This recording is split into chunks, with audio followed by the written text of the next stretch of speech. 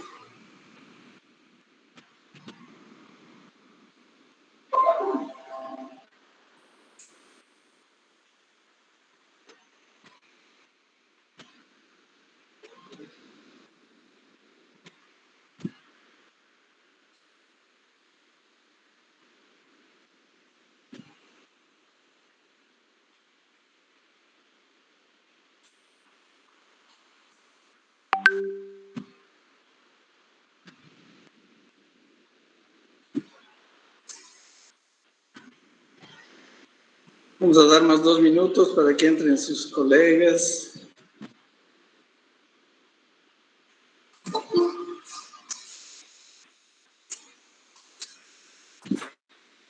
Doctor, su audio está perfecto.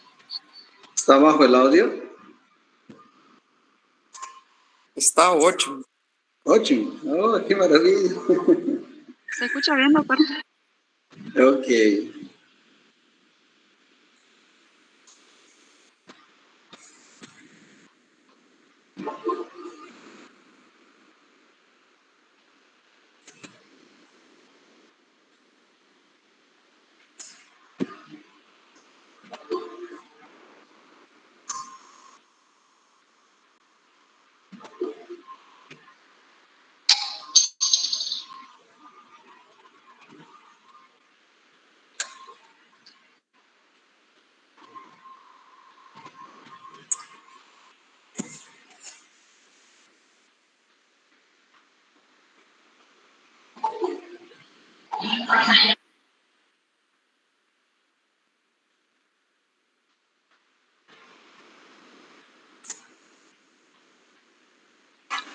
Ya es mecánico, Ale.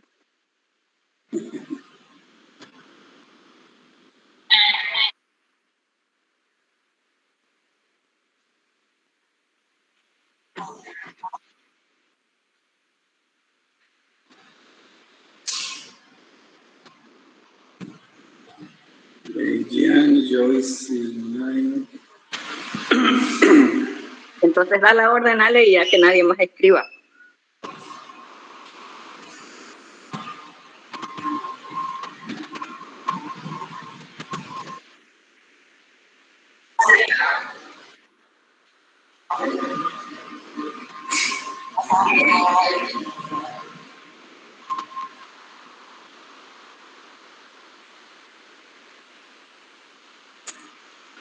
¿Qué hora tienes, Alejandra?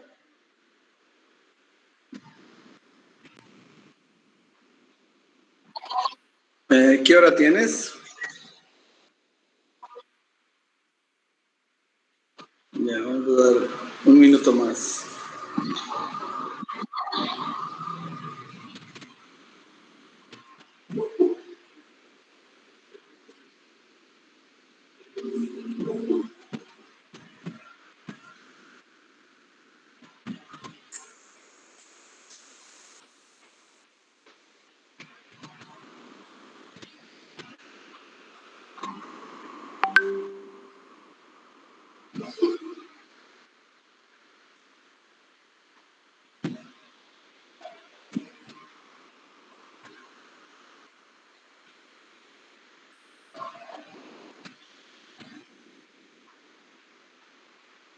Ok.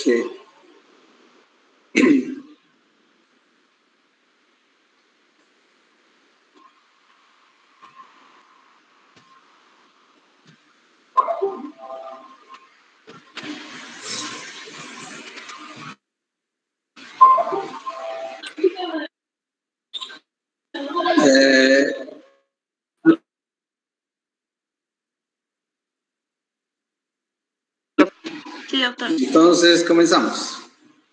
Entonces, la clase pasada hemos comenzado con el tema de demencias, ¿verdad? Entonces, entre las generalidades habíamos dicho que dentro del examen neurológico, que ya saben que son estos pasos de aquí, y que ustedes ya dominan para su examen,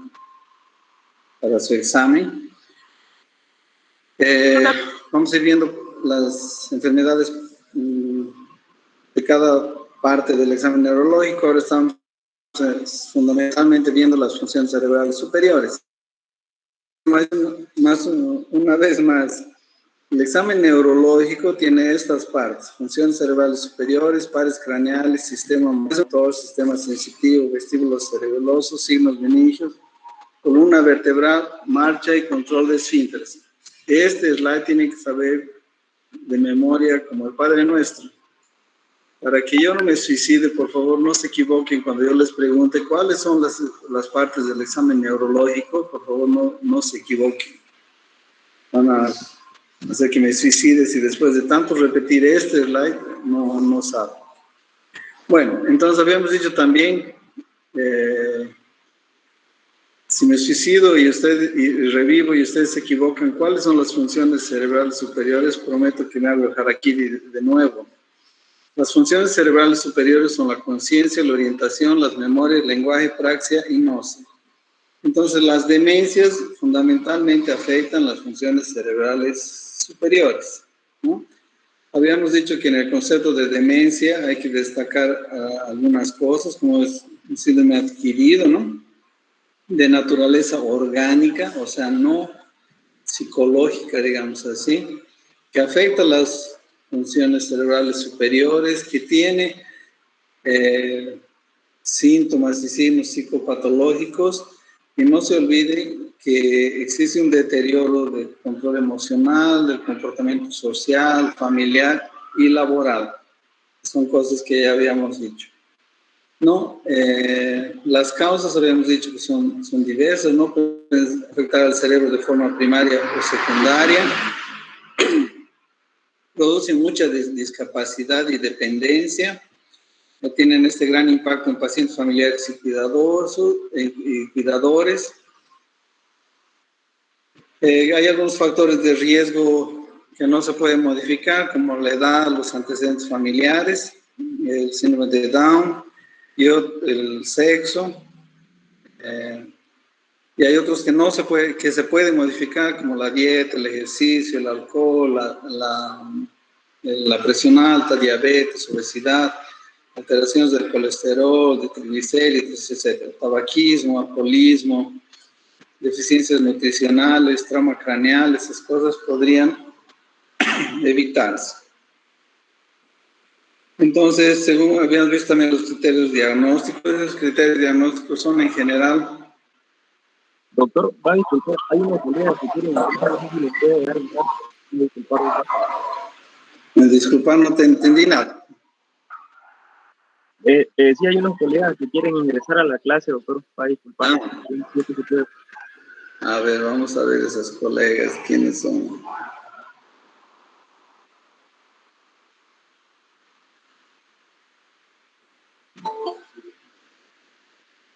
Bueno, ok. Bueno, ya los próximos que quieran entrar, nos vemos al año. Bueno, habíamos dicho entonces que los criterios diagnósticos del Código Internacional de Enfermedades, el DSM-4, ¿no? Son más o menos similares con algunas características. El elemento central es el deterioro cognitivo. Hay alteraciones psicopatológicas, ¿no? Del comportamiento. Hay deterioro intelectual, se afecta la memoria como requisito necesario para el diagnóstico, ¿no? La etiología puede ser múltiple.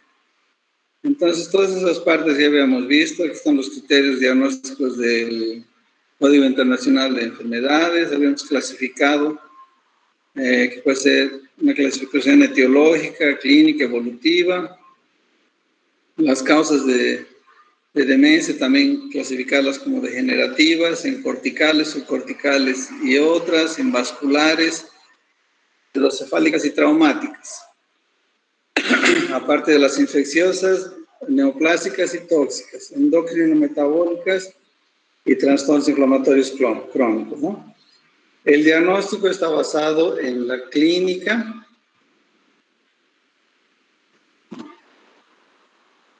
El diagnóstico está basado en la clínica, en determinaciones genéticas, laboratorio, exámenes neurofisiológicos, neuroimagen y neuroimagen funcional. Eso es más o menos un resumen bien breve de lo que hemos visto en la primera clase, y hay que hacer el diagnóstico diferencial con el envejecimiento normal, el retraso mental, el delirio y la depresión. Ok. Entonces, ahora vamos a ir desglosando cada demencia en particular de los múltiples cuadros de demencia. Vamos a tratar de identificar los más frecuentes, los más llamativos, para que ustedes puedan aprender lo básico, ¿ok? Entonces, la demencia de Alzheimer, que va a ser la primera que nos vamos a ocupar, vamos a definirla como una demencia degenerativa, primaria, de inicio insidioso, poco a poco, curso progresivo, va avanzando también poco a poco, y que se caracteriza por la pérdida de memoria y otras funciones cognitivas, así como una serie de síntomas no cognitivos, entre los que puede estar la depresión, picos o delirios, psicosis, etc. Puede acompañarse también de trastornos del comportamiento, y desde el punto de vista anatomopatológico, o sea, examinando en anatomía patológica el cerebro, por la presencia de estas alteraciones en el cerebro. El acúmulo de proteína beta-amiloide con formación de placas neuríticas extraneuronales, la alteración de la proteína tau del citoesqueleto neuronal, que da lugar a los ovillos neurofibrilares, lo que se llama astrogliosis, y la pérdida de sinapsis y muerte neuronal en regiones cerebrales selectivas. Todo esto en su conjunto, se encuentran las tres cosas en anatomía patológica, son patognomónicas, o sea, son sinónimos de demencia de Alzheimer. Lógicamente, como vamos a ver más adelante en el diagnóstico, para hacer el diagnóstico de Alzheimer, el diagnóstico va a ser fundamentalmente clínico, ¿no? Los síntomas y los signos que el paciente presenta, porque sería un poco ilógico, si no irracional, hacerle biopsia cerebral a un paciente para diagnóstico de Alzheimer, ¿no? No le vamos a abrir la cabeza, sacarle un pedazo para diagnosticar, ¿verdad? La demencia o enfermedad de Alzheimer fue descrita en 1906 por el psiquiatra y neuropatólogo Alois Alzheimer, ¿ya? Él vio algunas alteraciones en anatomía patológica del cerebro, donde él destacaba fundamentalmente estos ovillos neurofibrilares, que él comenzó a describirlos ya en aquella época. En la demencia de Alzheimer se detecta la presencia de un gen que es un gen asociado con la forma más frecuente de enfermedad de Alzheimer, que es un gen de riesgo llamado apolipoproteína E, ¿ya? Esta apolipoproteína E son tres, la 2, la 3, la 4. La 2 sería la menos común en la población y que parece disminuir el riesgo de Alzheimer, o sea que a veces los pacientes que no tienen una buena cantidad, digamos, este gen que nos protege del Alzheimer, podrían desarrollar Alzheimer. La apolipoproteína 3, la más común y que no parece incidir en el riesgo de presentación de la enfermedad, y sobre todo la apolipoproteína E4, tiene una frecuencia intermedia entre las dos anteriores y que se relaciona con un incremento del riesgo de tener la enfermedad de Alzheimer, ¿ya? Esta enfermedad de Alzheimer, respondiendo también a alguna duda que salió en la anterior clase, puede ser, digamos así, familiar o esporádica. La familiar, la mayoría de la literatura le pone 1%, he encontrado alguna literatura que puede ir hasta 5% de todos los casos de Alzheimer. En estos casos que sería, digamos, familiar, el inicio de la demencia es temprano, entre los 30 y 50 años. El otro tipo de demencia común, o que se la llama también esporádica, no tiene mucha relación, o sea, no tiene relación hereditaria. Al respecto de la epidemiología, podemos decir que el inicio generalmente es después de los 60 años. Como habíamos visto, que puede presentarse casos incluso a los 30 años. La prevalencia es de 6 a 8% de los pacientes de la población que tiene 65 años. Eso sube a 30% cuando se toma en cuenta la población superior a 85 años.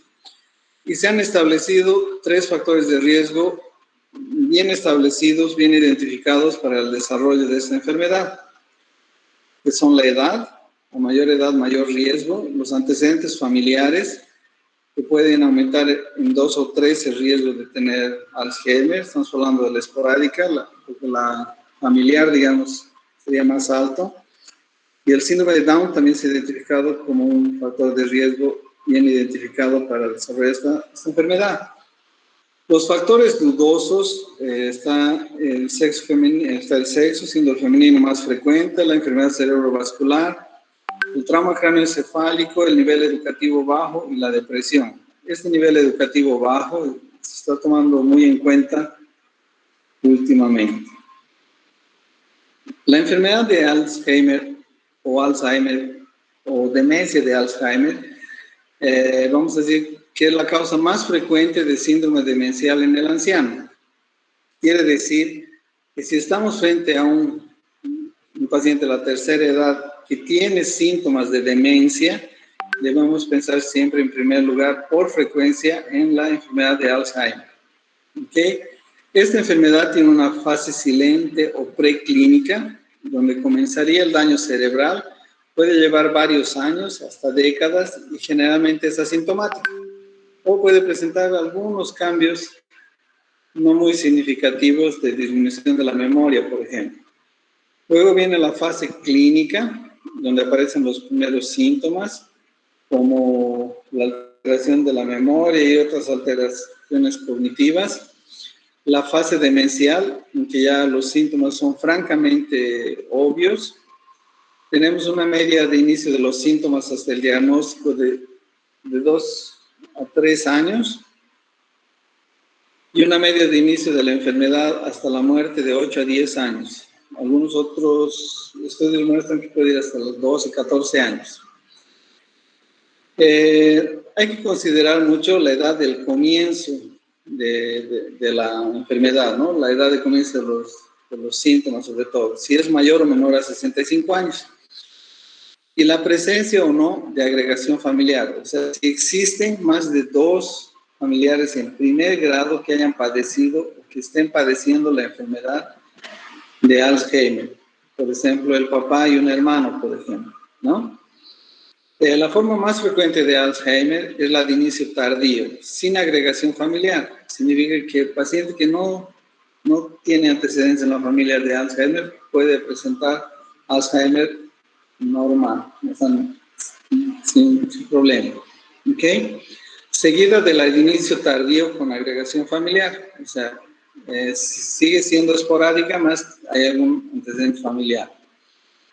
Esas, que serían catalogamos como esporádica, representan el 98 a 99% de todos los tipos de doenças de Alzheimer. ¿Ya? Y dentro de los casos de inicio precoz encontramos a su vez formas con o sin agregación familiar, ambas muy raras. Ese es el 1% que habíamos mencionado antes, que generalmente tiene componente familiar bien establecido. Entonces, ¿cuál es la clínica de este paciente? Ustedes van a ver que todos los síntomas están relacionados a las funciones cerebrales superiores. Conciencia, orientación, memoria, lenguaje, praxis, gnosis. ¿Okay? Más frecuentemente en el Alzheimer vamos a tener un deterioro progresivo, inicio insidioso, inicio lento, deterioro progresivo de la memoria y del lenguaje, discapacidades visoespaciales y motoras, alteraciones en la capacidad de abstracción y de juicio. El trastorno de la memoria es una incapacidad de nuevo aprendizaje y de reproducción de nuevos contenidos. La memoria de reconocimiento está alterada y la memoria remota está menos alterada que la reciente. O sea, aquí tenemos el paciente que recuerda muy bien las cosas del pasado, ¿no? La memoria remota está menos alterada, recuerda bien el pasado, pero no puede reproducir nuevos contenidos, nueva información, nueva memoria, digamos así. Lo que decíamos el otro día, el paciente se acuerda perfectamente dónde ha nacido, cómo ha sido su infancia, dónde ha estudiado, dónde ha trabajado cuando era más joven. Y en los casos avanzados, por ejemplo, no se acuerda que almorzó, que comió en la mañana, etc. ¿Ya? Inicialmente existe desorientación en tiempo, o sea, no sabe qué día es, qué mes es, qué año es, y después ya se desorienta en espacio y persona, ¿no? No reconocen a familiares, confunden familiares. Es frecuente que los hijos se sientan afectados porque el papá o la mamá no los reconoce, le pregunta quién eres tú, etc. ¿Ya? La alteración del lenguaje se caracteriza por afasia nominal, a veces pierden la capacidad de nombrar las cosas por su nombre propio, digamos. Hay una pérdida de fluencia, tendencia a la repetición y deterioro progresivo de la comprensión verbal. Existe también ecolalia, o sea, repiten mucho la misma palabra. Los trastornos motores en relación a la praxia, puede haber dispraxia, habíamos visto que puede ser visoespacial, ideomotora, motora, habíamos nombrado la apraxia del vestir, por ejemplo, que el paciente ya no se olvida, desaprendió, digamos, cómo vestir, se pone un zapato y quiere ponerse la media encima, se viste con un zapato de un color y otro de otro, abotona en diferentes espacios los botones de la camisa, etc. ¿No? Y esto puede llegar hasta la abulia cognitiva, o sea, es una falta de voluntad, falta de iniciativa total, ¿ya? Existe agnosia también, lembrando que la agnosia es la incapacidad de reconocer las cosas, los objetos, ruidos, etc., a través de los sentidos. La agnosia a objetos y caras, ¿no? A veces no reconocen la cara del hijo, etc., por eso no llegan a reconocerlo. Y en general, ese deterioro cognitivo lleva a un deterioro en el funcionamiento personal, en el aseo personal y social, laboral, habíamos dicho también, social, económico, y cada vez más el problema se hace creciente. ¿Ok? Aparte de los síntomas cognitivos, digamos así, aparte, se verá afectada directamente las funciones cerebrales superiores. Esos pacientes con Alzheimer presentan síntomas psiquiátricos. Dentro de estos, dentro de la demencia de Alzheimer, los síntomas psiquiátricos tienen una presentación alta, de 50-80%, incluyen cambios de la personalidad, apatía, disminución de intereses. La depresión es bastante frecuente, del 25 al 85%. Los trastornos del contenido del pensamiento alcanzan el 30%. Puede haber alucinaciones en el 15%. Ansiedad y agresividad hasta 20%. ¿No? Son los pacientes que son agresivos con la familia, con el médico, con la enfermera, etc. Hay algunos que tienen agitación psicomotora importante, por ejemplo, la deambulación incontrolada. Si hay fases de la demencia de Alzheimer, antes que aparezca la fase final que tiene rigidez, que no paran de caminar, no paran de caminar, no paran de hablar la misma cosa. Los trastornos del sueño son frecuentes también, a veces hay una inversión del sueño, están despiertos toda la noche y tienen una somnolencia durante el día. Hay trastornos del apetito y del impulso sexual también. Los síntomas neurológicos asociados aparecen ya en la última fase, que incluyen algunos síntomas motores como la rigidez generalizada, incapacidad para andar, no pueden deglutir, hay incontinencia urinaria y hay aparición de los reflejos primitivos.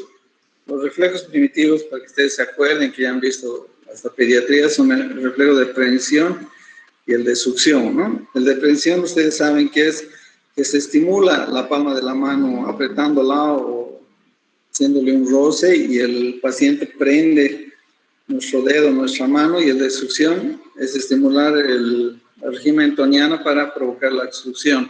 Esos reflejos son normales en el recién nacido, ¿no? Y que pueden aparecer en las fases avanzadas de la demencia de Alzheimer, ¿ya? Esta incapacidad de deglución, sobre todo deglución, rigidez, incapacidad para la marcha, también se conoce como síndrome pseudobulbar, parálisis pseudobulbar. También pueden aparecer mioclonías, espasmos musculares focalizados, digamos así, y el 15% de los pacientes puede llegar a tener crisis epilépticas. ¿Okay? Habíamos hablado aquí que el 30% de los pacientes tienen trastorno del apetito, un 10% del impulso sexual. Existe un síndrome que tiene varias etiologías y dentro de ellas la demencia de Alzheimer puede ser una de ellas, que se llama síndrome de Kluver-Bucy, que tiene 3 componentes: hiperoralidad, hiperfagia y hipersexualidad. Hablan mucho, tiene mucha representación oral, come mucho y tiene un aumento de la libido muy incrementado. ¿Okay? Los pacientes con Alzheimer van a terminar falleciendo generalmente por broncoaspiración, por sepsis respiratoria o urinaria. Eso también viene porque tienen esa parálisis pseudobulbar que habíamos dicho, y que por ejemplo tienen alteración en la deglución, entonces más fácilmente se pueden broncoaspirar. Entonces, para llegar al diagnóstico de Alzheimer, vamos a repetir que el diagnóstico es fundamentalmente clínico, ¿no?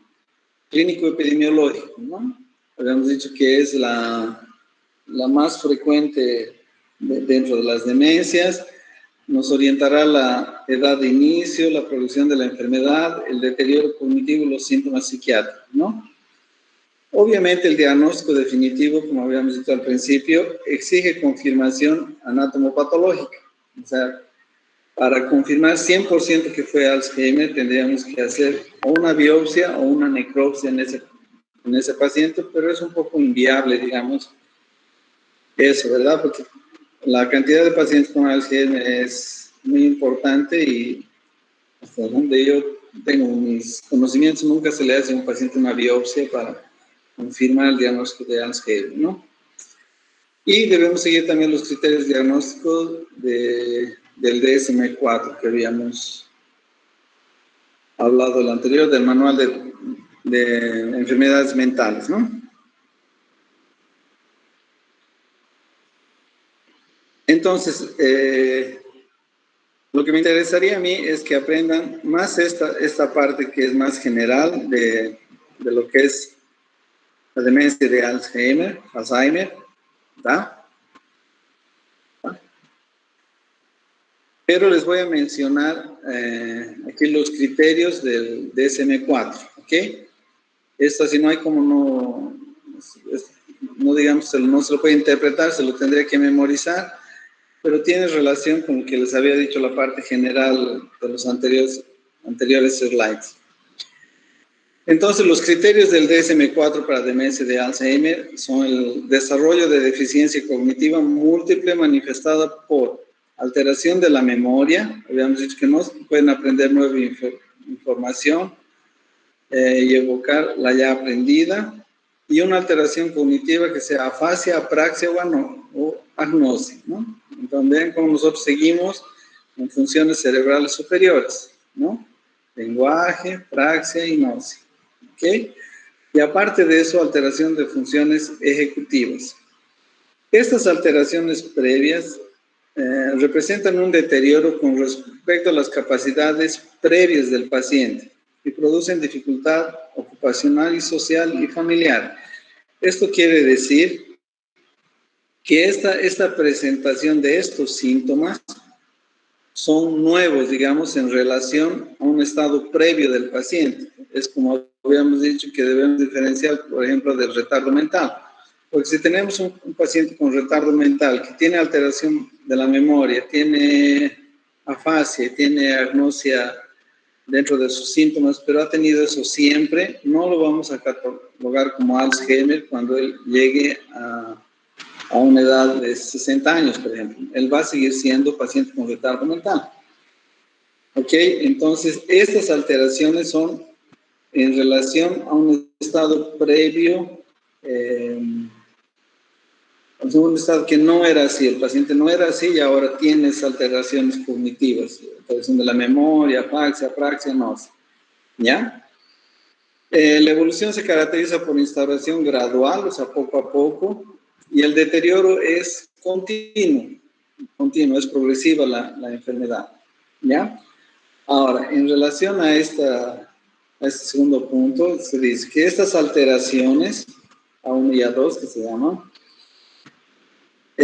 no se deben a lo siguiente: a otros trastornos del sistema nervioso central que puedan ocasionar deterioro progresivo de la memoria y otras funciones cognitivas, como ser la enfermedad cerebrovascular, el Parkinson, la enfermedad de Huntington, el hematoma sutural, la hidrocefalia, un tumor cerebral, etc. ¿Ya? No tiene que tener estas cosas para que podamos decir que Alzheimer. ¿Ya? Porque, por ejemplo, si tiene estos síntomas y tiene enfermedad cerebrovascular, ya la llamaremos de demencia vascular. Si tiene características de Parkinson y tiene estos síntomas, llamaremos demencia por Parkinson. Y así poco a poco de cada uno de los ejemplos que nos dan aquí. Por ejemplo, si tiene un tumor cerebral y se deteriora, no vamos a decir que es una demencia de Alzheimer, vamos a decir que es un síndrome demencial debido a un tumor.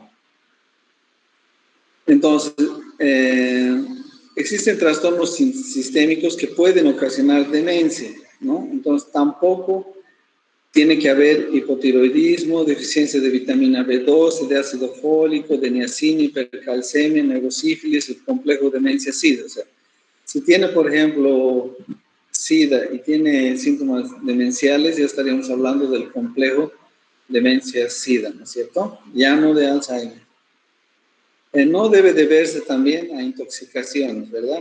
Las intoxicaciones que dan estos síntomas serán síntomas demenciales por esa intoxicación y ya nos la llamaremos de Alzheimer. Ok, si estos síntomas se presentan solamente en una crisis, o sea, en una crisis de delirio, en una crisis de confusión, y después vuelve a lo normal, tampoco la catalogaríamos como Alzheimer, porque estamos viendo que el Alzheimer es un deterioro cognitivo continuo, o sea, no mejora, digamos, ¿ya? Y tampoco que este trastorno sea atribuido a una alteración psiquiátrica, ¿no? Por ejemplo, una depresión mayor, un paciente que está depresivo, que no quiere hablarnos, no nos aporta datos, no lo vamos a catalogar como que tiene alteración en la memoria solo porque no nos responde, digamos, ¿no? Entonces, esas cosas de aquí deben tomar, esos hechos de aquí deben tomar en cuenta para decir que sea o no sea Alzheimer, ¿ya? El Código Internacional de Enfermedades incluye dentro de sus criterios a la alteración del control emocional y exige que el cuadro clínico sea de por lo menos 6 meses. Habíamos dicho que el diagnóstico es fundamentalmente clínico, ¿no? Habíamos dicho que podría confirmarse con patología, pero no es muy viable. Y en centros de mayor complejidad, donde los pacientes tienen mayor acceso a otro tipo de exámenes de alto costo, valdría la pena mencionar a la tomografía, ¿ya? El PET significa tomografía por emisión de positrones, ¿ya? El PET en el Alzheimer se llama tomografía por emisión de positrones de amiloide, se llama. Porque es la sustancia amiloide que va a estar depositada en el cerebro, ¿no? Solo como ejemplo les traigo estos dos fotitos. No es una cosa que se haga de rutina, por el contrario, es una cosa de difícil acceso, porque son resonancias magnéticas, tomografías que se llaman funcionales, son de alto costo, ¿no? Solamente para que vean la diferencia de los colorcitos de uno normal a un paciente que tiene Alzheimer, ¿no? Para que vean la diferencia en las que se ve que hay una disminución de la actividad metabólica cerebral. ¿Ok? Entonces, esa es la demencia de Alzheimer, la más frecuente. Tiene que haber alteración de la memoria. Habrá que considerarse los antecedentes familiares. Tiene que haber una de las siguientes alteraciones cognitivas: afasia, apraxia, agnosia. Este cuadro de síntomas demenciales no debe deberse a ningún problema metabólico, psiquiátrico o de otra enfermedad bien identificada. Debe tener un tiempo largo y debe ser progresivo, ¿no? Y todas estas alteraciones deben representar una disminución respecto a un nivel anterior. Si tenemos todo ese conjunto de cosas, vamos a catalogar al paciente como una demencia de Alzheimer. ¿Ok?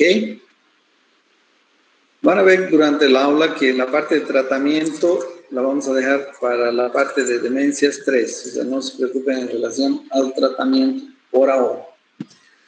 El otro grupo de demencias importantes y de frecuencia importante también dentro de lo que se llaman las alteraciones de las funciones cerebrales superiores, o sea, las demencias, tenemos la demencia vascular, que vamos a definirla como una enfermedad vascular, ¿ok? O sea, ya tiene una causa bien identificada, una enfermedad vascular que causa lesiones cerebrales que llevan a alteraciones cognitivas múltiples, ¿ya? O sea, es la demencia